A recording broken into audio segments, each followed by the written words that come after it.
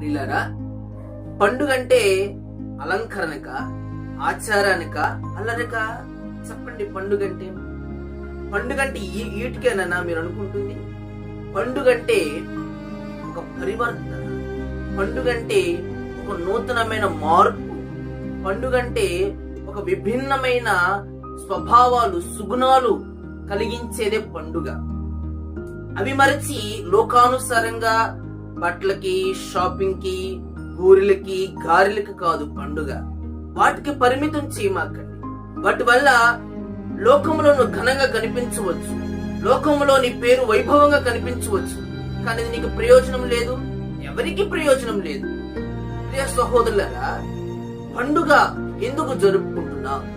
దాంట్లో నేర్చుకోవాల్సిన ఆ సుగుణాలు, ఆ స్వభావాలు, ఆ పాఠాలు ఏంటి అని ఆలోచించుకొని చేసుకుంటే అది ఆశీర్వాదం.